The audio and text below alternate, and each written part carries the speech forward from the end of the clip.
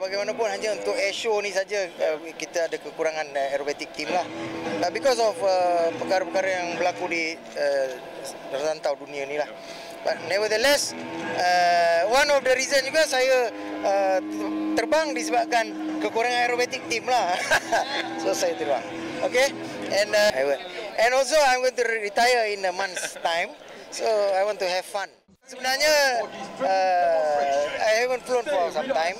Walau bagaimanapun mulai tahun lepas tu, because ada some of my counterpart daripada overseas yang datang ke Malaysia, some of the generals fly.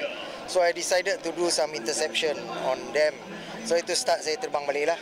Dan keduanya saya juga ada buat perjanjian dengan Russian Knights ni. Sekiranya dia datang lagi sekali pada tahun 2025, saya akan tentukan saya terbang. So I keep to my promise lah.